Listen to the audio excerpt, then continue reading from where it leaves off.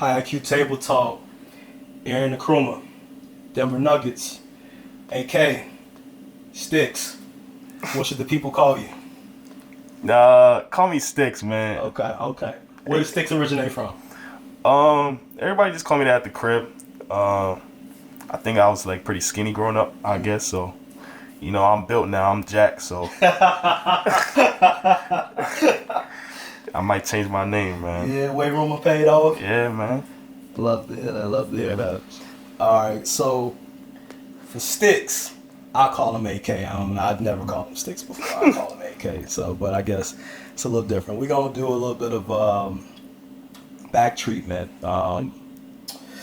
So we have the erectors of the spine. As many know, you have spinalis, longissimus, iliocostalis, and then you have the aponeurosis of the back, which is a very thick layer of connective tissue. Some might call it fascia. I think of it as a thicker taut band of fascia than the average fascia that is around the muscle and everything else. So that's what we'll be kind of focusing on, along with trying to activate the glutes and lengthen the hamstrings, because that posterior chain is all connected for the most part. So going back to origin, you say, right, AK, with the origination of Sticks, right? Mm-hmm. Where's home? Worcester, Massachusetts. Okay. Say that again for me. Worcester, Massachusetts. Worcester. Yeah, Worcester. Worcester, Massachusetts. Okay. Yeah. Got you. How was that growing up in Massachusetts? It's cool. It's like it's a big city, but it's small at the same time. Like, everybody know each other, I feel like. So, you kind of run into the same people, but everybody got a good relationship with each other. Like, we all know each other. A lot of Africans in the city, a lot of Hispanics. You get pretty much everything in there. So that actually brings me to my next question: the true home. So, mom and pops, Ghana, right? Mm-hmm. Okay, love that. When's the last? Have you been? Nah, I never been. What? No. I feel like I don't got time to though. Like. Okay.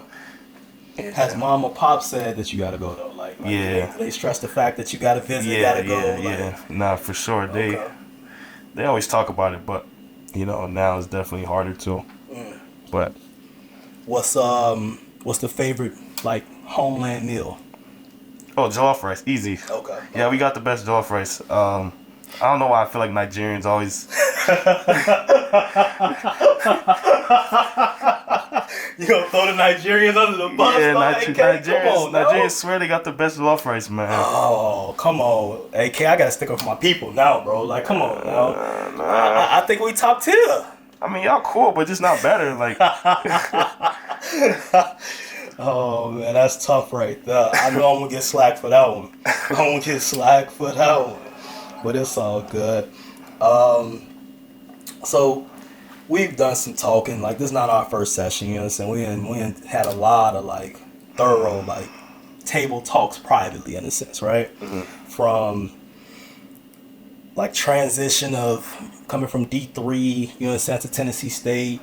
It's always been just like a bullseye on your back, or the sense of you had to work harder than everybody else, right? Mm-hmm. So, being OVC Player of the Year, congrats on that once again. Mm-hmm.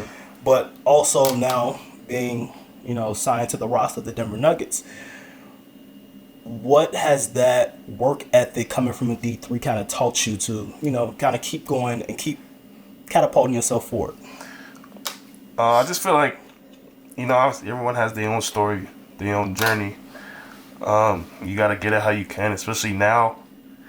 Like, there's a lot of people being in your ear, a lot of people around you. You meet new people every day, so you kind of just gotta, embrace the whole journey. But I kind of just been really just trying to stay with it.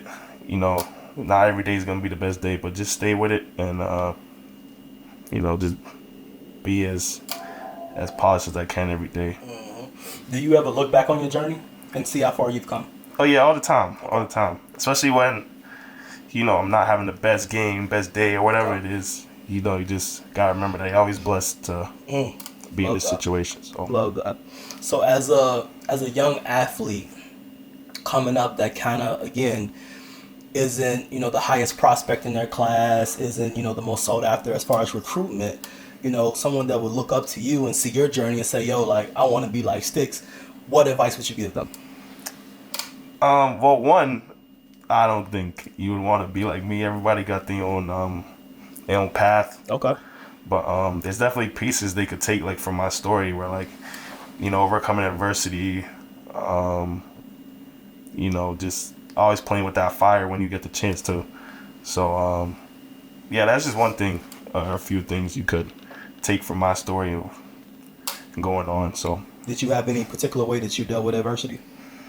I was different though. So I had a lot of people in my corner who really was mean. Like Mean? no one was really ever nice to me about like okay. so they would call me like trash, da da da. So what you got was tough love, is what you said. Yeah. Okay. So Because I find it hard to imagine, like you said, people are in your corner, like and like not being for you. I would consider it tough love. Right? Okay. facts, Let's say facts. tough love. Yeah. But yeah, it just made me respond. Like even I feel like I always responded well with that type of coaching Okay. in that sense. So Side note, going to the body now, right? Do you feel this guy right here? You feel how tight that guy is right there? yeah, I feel you pressing on it. Pause. I feel Okay. So you feel this guy right here, right? yeah. Now if I go counter, like I don't feel it. Exactly, because this guy over here is extremely tight. Yeah.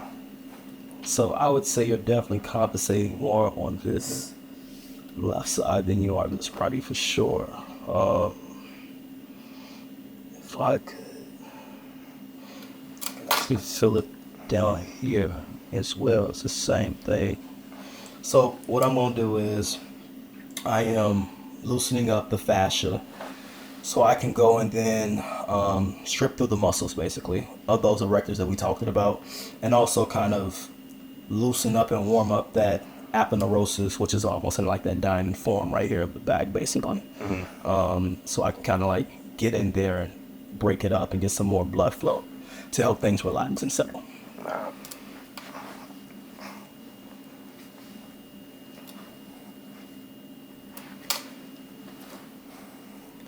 So we talked about Noodles and Company and how it is somewhat your favorite. Where does Noodles and Company rank in like your top three, like I guess restaurants like quick grabs? I mean, I would probably say like definitely top two. Okay. The other one, Who's the other one? the other one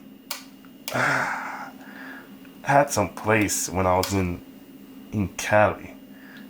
It was called I think it was like Pixies or something. It was like a breakfast spot. Okay. It was cool, but yeah, I don't know. But Noodles and Company, I always check. Like whenever I'm on the road, I always check to see if they got one in the area. What's the give me the go-to meal again? Damn, fuck. Okay, so that emotional feedback that he just gave me is his upper trap that we're working on right now, right? So again, for you basketball players, again, think about all the reps, all the shots that you take. This is shooting hand, this is a shooting arm. This bad boy goes up and down, up and down. Those traps elevate and they come down. You can count how many like field goal attempts or makes and misses that you do on a everyday and weekly basis. Like how many times do you actually release that area though? So that's what we're doing right now, and that's what he feels.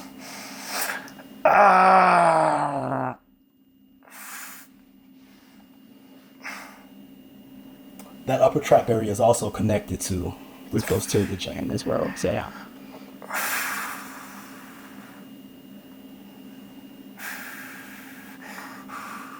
There you go. There you throw it. Starting to release.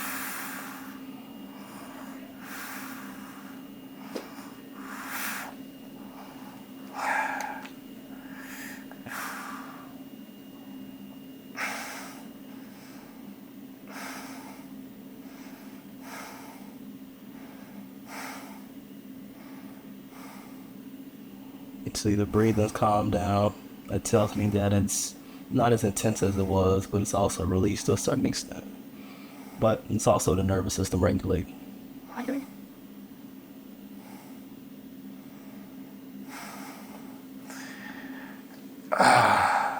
Nah, Noodles and Company though. I love how you went back. You went right back to it once that nervous system regulates. My order definitely the chicken, broccoli, and shrimp Alfredo. Chicken broth. That's not what you told me last time. What is it? You told me the buttery noodles with the What? No? Hell no, I never told you that. Oh my god. What? I've never ordered buttery noodles from Noodles and Company. You just say the buttery Alfredo noodles. No chance. Wow. I'm gonna go back and play the tape. I gotta go back and play the tape now. Ah. So it's you said it's the broccoli, chicken, and shrimp. Mm-hmm. What's the noodle type?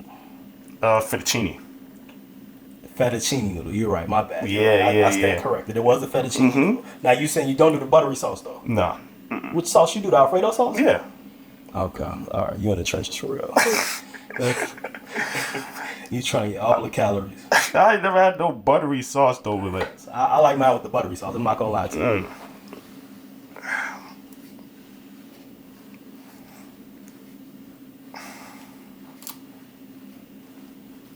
So you went a pretty extended period of time with like NBA workouts, right?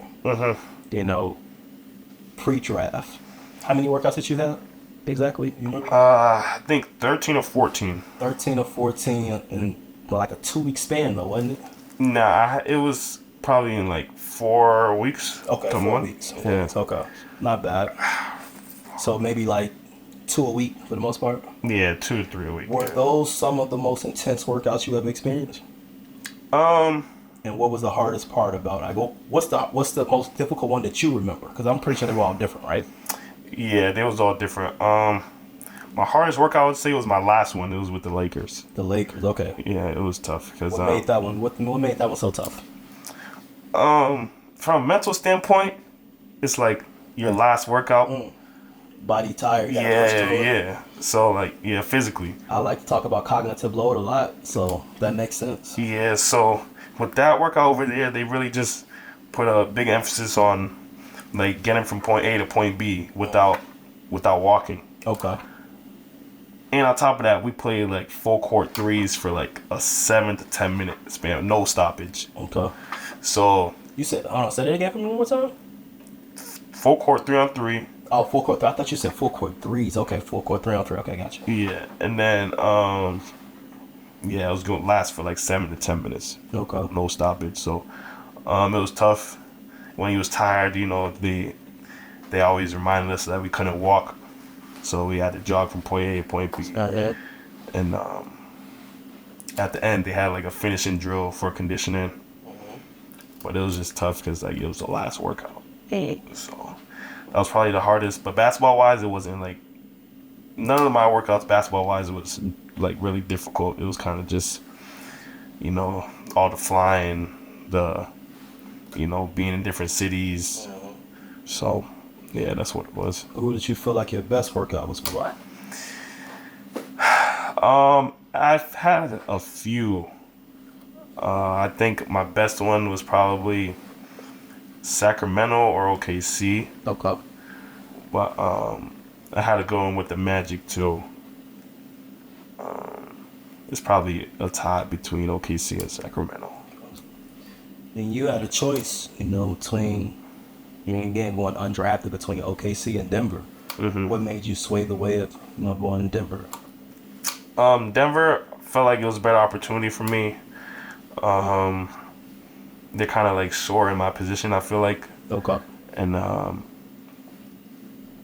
yeah, I just felt like that was the best way to go. OKC, I feel like they have a lot of guys in my position, but you know, it was kind of a mutual agreement between my agent and my mentor. So Gotcha. So everybody in some way, shape, or form, back on the other side of the trap again. Everybody in some way, shape, or form idolizes or, you know, I guess you would say, takes pieces out of players' games, right? Who would you say like your game is modeled after? Who would you kind of like carve yourself? Um, damn. I feel like growing up, my games like changed.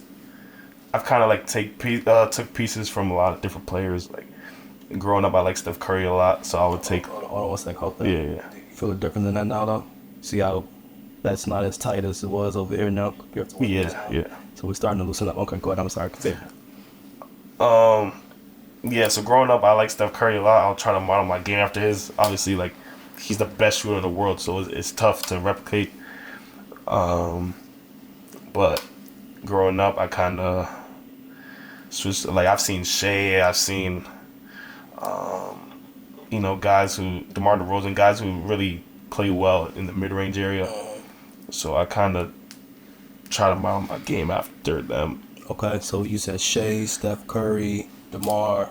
And growing up, I liked Rondo too. Rondo, So that's where I kind of like. There's a lot of clips of me doing flashy no-look passes, and I feel like that all comes from me liking Rondo growing up. So Okay. What would you say the best attribute of your game is? everything. Okay. I can pass. I can create a shot for myself. I feel like I'm great in the clutch.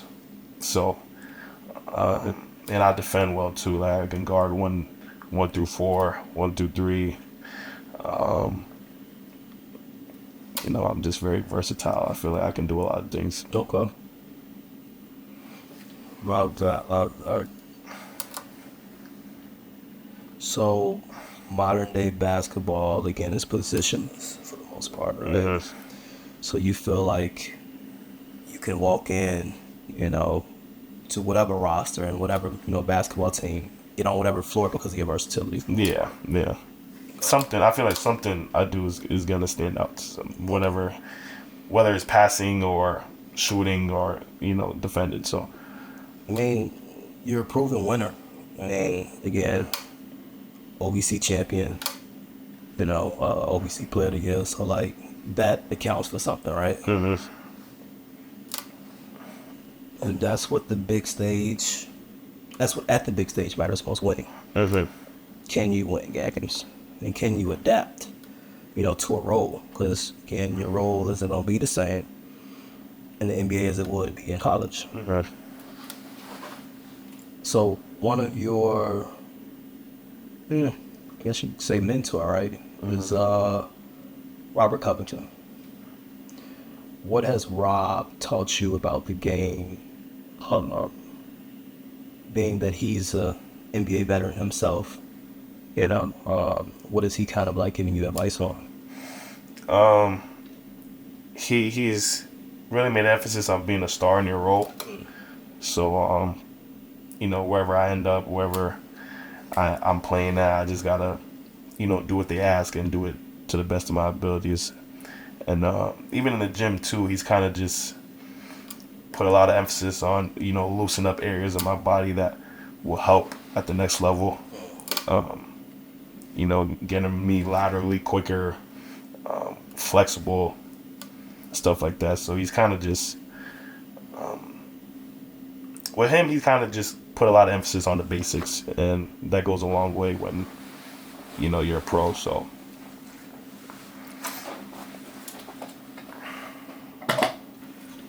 I think we talked about this before, but I mean, of course, I'm putting out that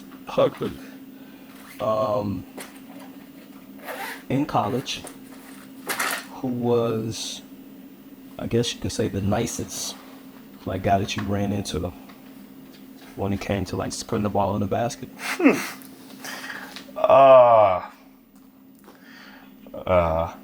It was Nick Clifford. Oh. He played on the Kings. Okay. Yeah, man. What school did he go to again? Colorado State. Colorado State. Okay. Yeah, That was my first Division I game ever. For real? I didn't know that. I did not know. Yeah. Now you're giving me new information. Okay. That was my first Division I game So ever. he gave you the intro, basically. Yeah. I ain't gonna lie. In the first half, I was nervous. I took like a hezzy pull 3 and airballed like my first touch of the game. Okay. And then Coach Penny, he like, "Hey, K, what the fuck are you doing?" And I was like, "My fault, man, my fault." But second half, I came back. I scored 12 points in the second half, and then I hit a 3 to go to overtime. Neek was actually guarding me, so yeah, I guess I got some against him. Okay. But yeah, he had like 33 and 10. Ooh. Something like that. He definitely had a double though. Was it efficient too? It was efficient, man. And yeah, we hopped into a zone. Didn't work. He shot us out the zone, so we went back man. Man wasn't working. It was tough, but yeah, he's definitely the nicest player I've seen in college. No, I've watched Neek. You know, Neek is definitely he's legit. Yeah. He definitely has some tools in the box. See, yeah, I agree with that. I usually always ask, just because this is TableTalk. Any injuries in your career? Have you had any? Me? Yeah. No. Okay. You're one of the lucky ones. Yeah. So I've had like an ankle sprain in high school. Okay. And then after that, throughout my college career, I noticed like my back would be tight, like I'll get back soreness. But as I was able to maintain that, it's been better. So I've never really had like no major injury. What do you credit to that? Um, Just luck, or would you say like your self-care is definitely credible as well? I don't know, cause my self-care could be better. Okay. I feel like, but I feel like I don't know. A little bit of luck and a little like just God. I feel like. I think those three things are enough said. Yeah. I think those are enough. So I definitely understand that. You're not gonna like me for a couple of seconds. I'm just letting you know right now. I go, yeah. So yeah, just try to.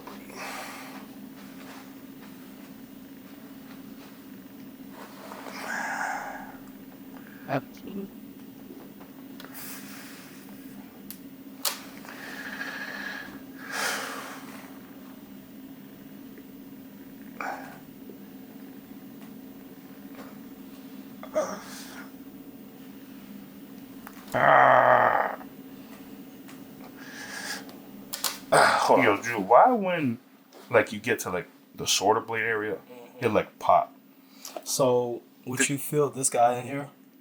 Mm-hmm. So those are like tendons, basically, right? So like this area is rhomboids. So you have rhomboids, which is what stabilizes the scapula. So here, they are a little like I don't know, how can I explain it? A little bumpy in a sense, right? They're not like your regular muscle fibers that are like, you understand, like this, like striation wise. You know what I'm saying? So that's usually, but that's also nodules too that I'm going over, which are technically trigger points in a sense. Yeah.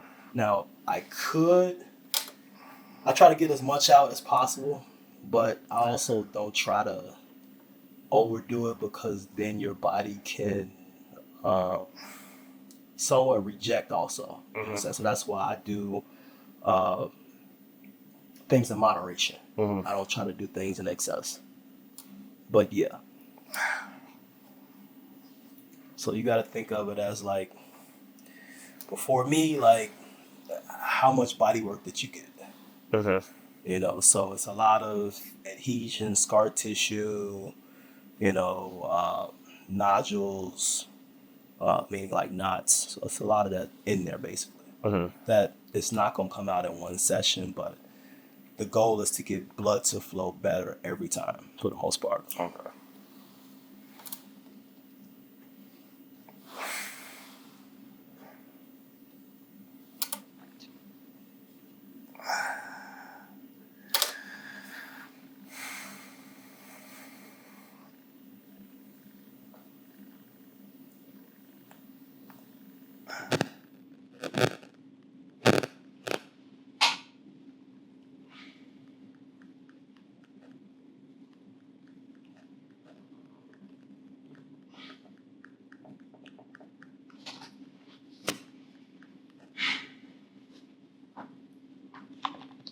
Biggest lesson learned at the college level. Could be a game, could be a practice, could be film, could be whatever. The biggest lesson is in the half court setting, always let the ball get to the other side of the floor for the best shot. That's probably what I learned my first year in college. Can you explain that for the people for me? Why is that a thing? Why does that benefit the offense? Just it gets the defense moving.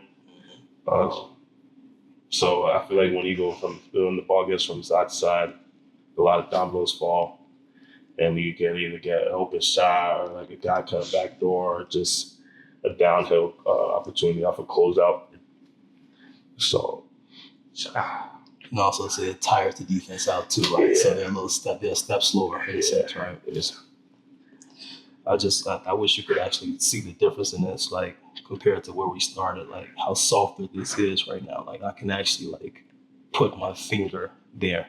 Before, like this thing was like a heel on your back. So like I love that progression right there.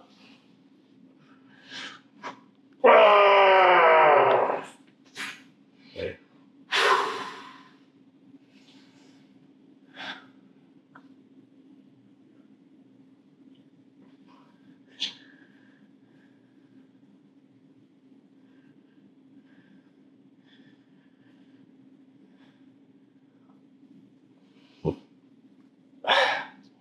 All right, so now that you're breathing a little bit better, let me ask you this. How can AK improve this game? I feel like there's areas of improving in all my game in every aspect.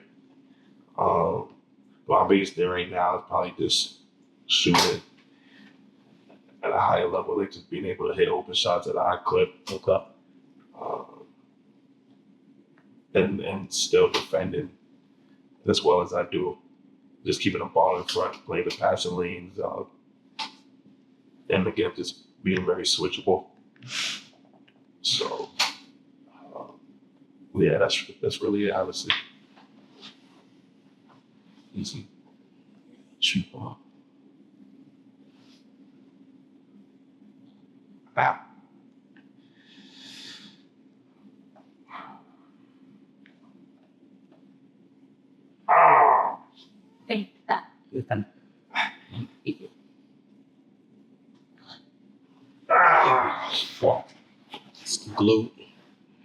Glute maximus is really deep, so I'm kind of in between glute medius and glute maximus right now. We talked about that the aponeurosis on the lower back, more specifically, what is it? I'm actually going to eat myself up if I cannot think of this right now.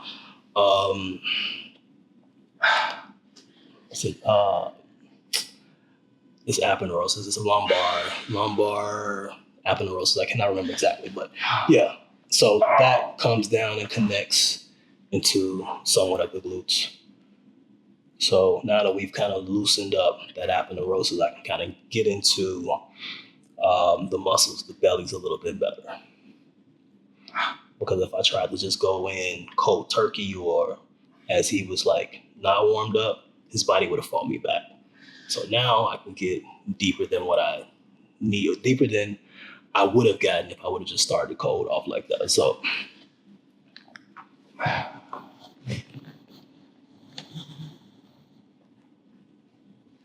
right.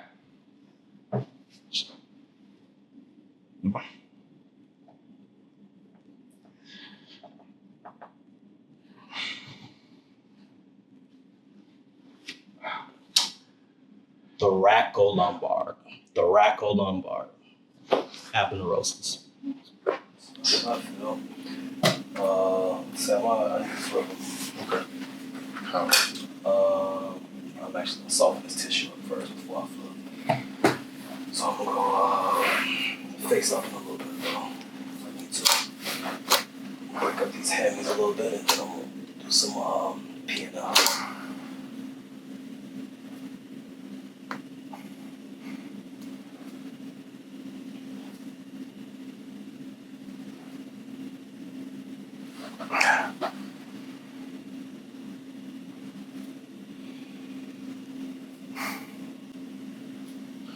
So again, just softening the fascia, trying to warm things up before I go digging and diving, really just palpating, feeling around, trying to see what's what.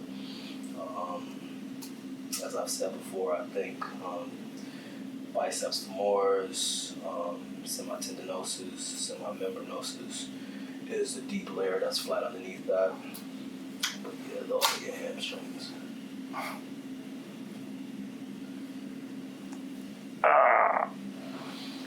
So that's more bicep femoris right there.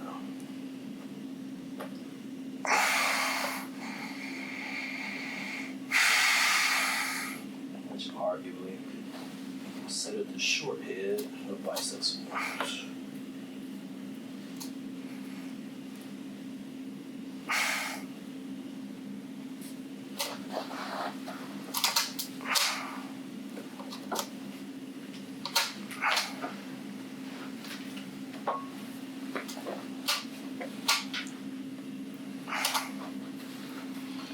AK, most memorable college moment.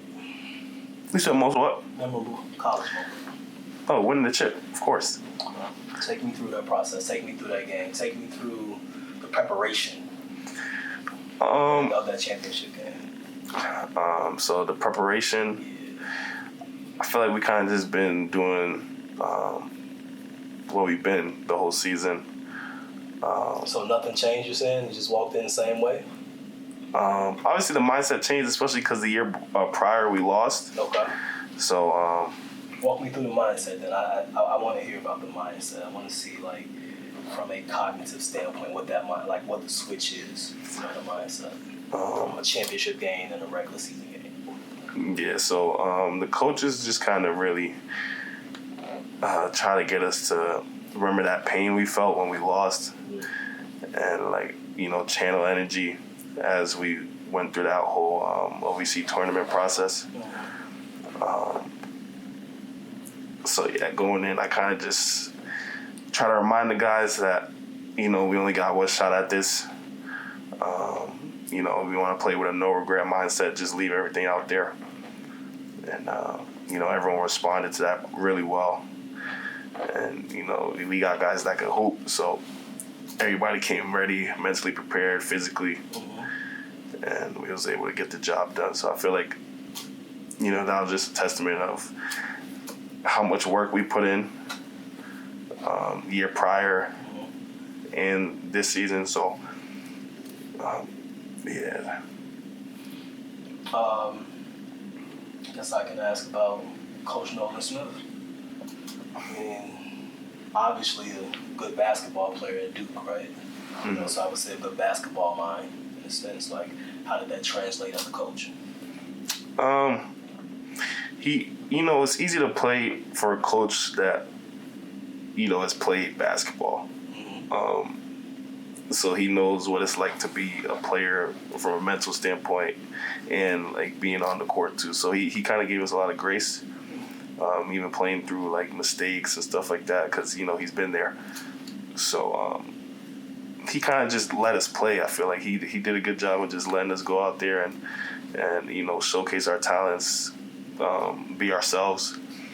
And, when you're not playing in a bubble, you're the best version of yourself, I feel like. So, yeah. Love that. Did you feel a stretch when I was doing that last? Like right here? Yeah, this is more like pin and stretch technique. Yeah, not really a stretch. It just kind of feels like it's me shortening the muscle, but then lengthening it as it stretches. So you kind of switch. No, I'm actually I'm about to flip. I just want to see this right here. You don't have to. You don't need to. That's tight?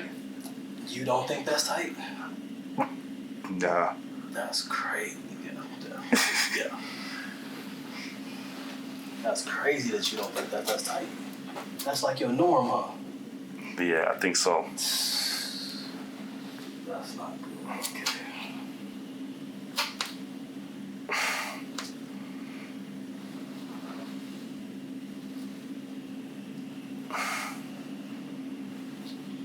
You still don't think that's tight right there?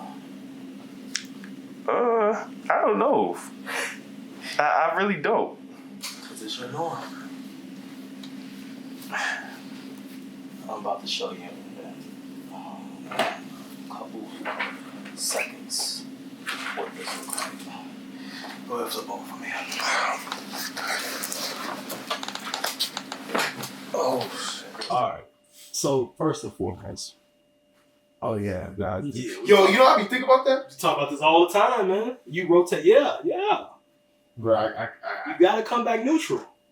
I can't. You got to mentally, again, program yourself neutral. And then we got to start internally rotating more, right? So, just let me out. So if I rotate this guy, you feel that stretch, right? Yeah. Exactly. Is this how it's supposed to be? Feel like, no, it's not. This is how deep that stretch becomes because you're externally rotated. So this is me now taking that femur and trying to internally rotate it. Basically, now I'm doing it to an excessive extent because now I'm trying to get you back to neutral. You feel how deep that stretch is? Mm-hmm. Now watch this. Breathe. Are you good?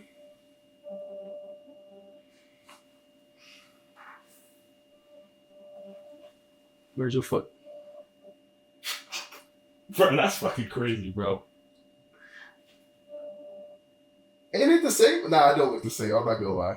What? That boy was all the way over here gangbanging at first. What are you talking about? Nah, that's crazy though. That's actually crazy. Oh, shit.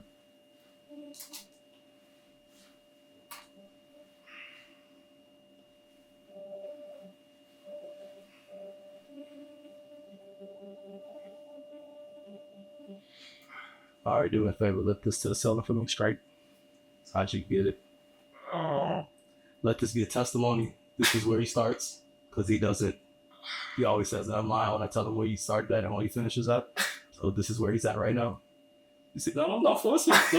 Don't force it. This is where you at right now. That's it. This is it. Right. You see the knee bend right there, the leg not locked out, you not locked out. That was hamstrings. Woo, and he said they not tight. That's what he said. He said they're not tight.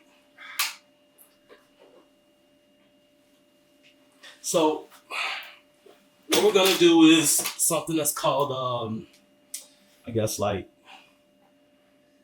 therapists and physicians know it's PNF, proprioceptive neuromuscular facilitation, basically, PNF, in a sense. So,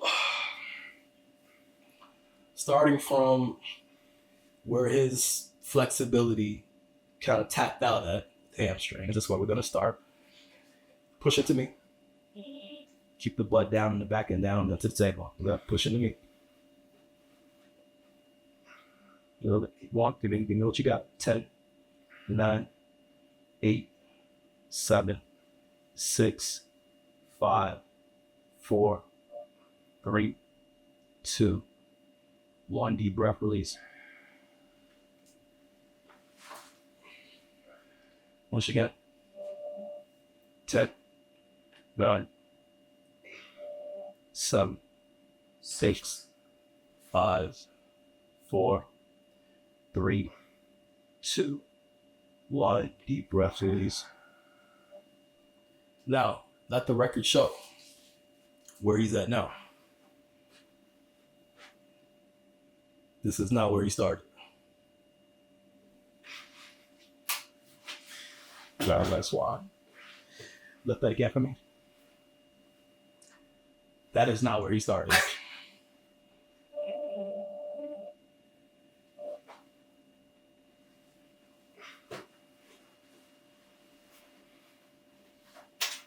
Same thing on the other side.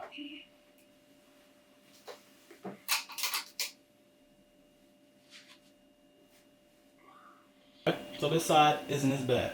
Mm-mm. It's your left side. It's terrible. That's you're about right there. No problem.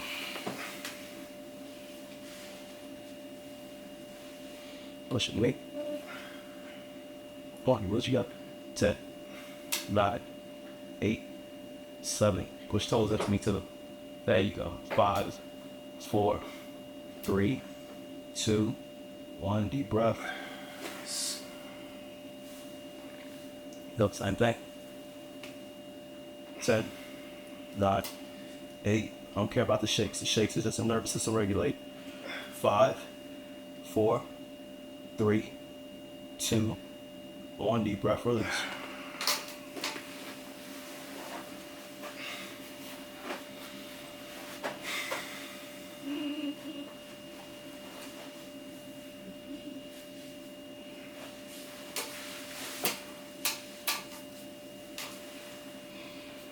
Drop.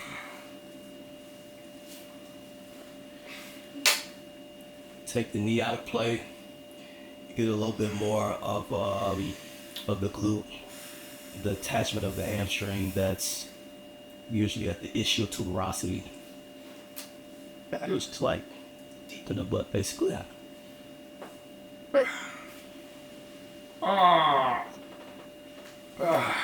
Yeah. Lift that leg up and off my shoulder. Up and straighten out. Good. Back down. There we go.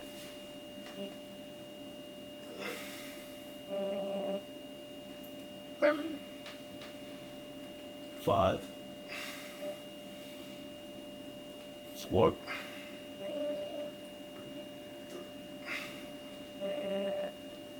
2. One more.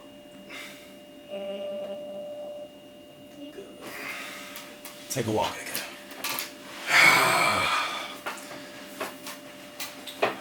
It's a meditation. I want you every time. Is you sleeping, man? Nah, I feel good, man. I feel like a hoop right now, man. I just played, man. All right, we got some internal rotation. So, let me see. I'll do one to your internal rotation. Let's go. Just sit right here on the edge for me. Squeeze block for me. Score that looks great. So, 8, 5, 10. No more. Switch. On. It's not better, I feel like. So that's a little bit of short. Again, that's that left side. It's that triple side we just talking about. Yeah. That left side is one giving you all the problems.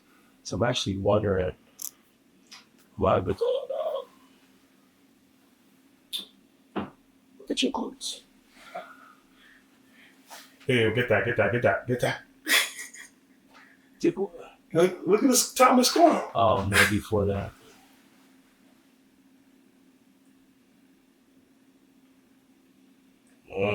Get that shit out. Give me that. Oh, no, that's a big ass butt. Give me that. Damn. That big one.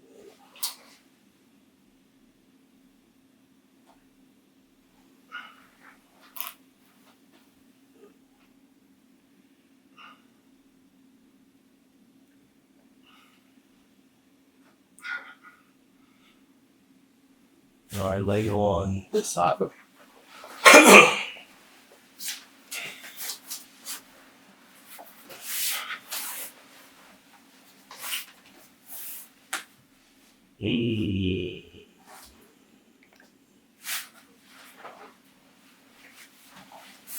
Good. 2 more things, maybe 3, and we're done. Just want to make sure. Good. Yeah, we just want to go.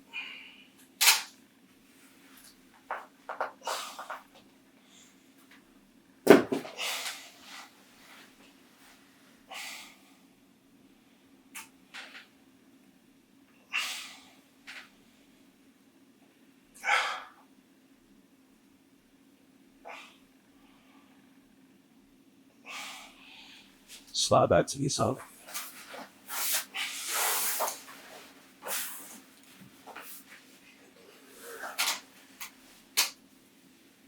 Oh.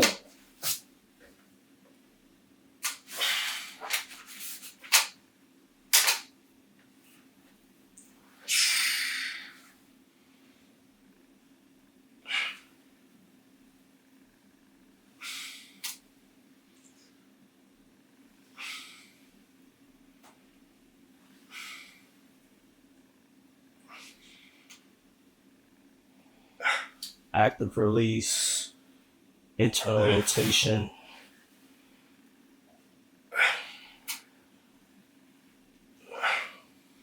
Try to get into the glute medius, glute maximus, and when both of that again, a lot of this discomfort and pain is on this left side of this back chain. So, in my opinion, this glute isn't firing the way that it should be firing right now. So the hamstrings are taking on too much of the load and along the lower back. So we just want to get these glutes to fire a little bit more. That way, back can turn off and hamstrings can kind of ease a little bit as well.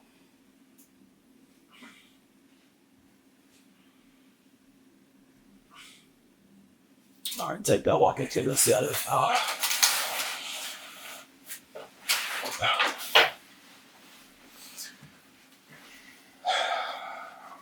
So, feel way better. Hey.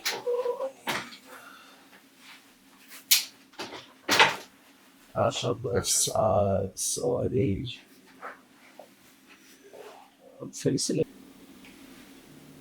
10, 9, 8, 7, 6, 5, 4, 3, 2, 1. Good job. Switch up on it. Send me the getting into this guy. Where's the cop? And behind. The up and still like a fire, right? Oh, yeah. You are throat, hey. I'm looking to see. 10, 9, 8, 7, 6, 5, 4, 3, 2, 1. Gotcha. Lead though. Appreciate you, man. Thank you, now. So call up in the work. Don't worry, I can cut it out. High IQ Table Talk. Aaron Nkrumah. Denver Nuggets. We out.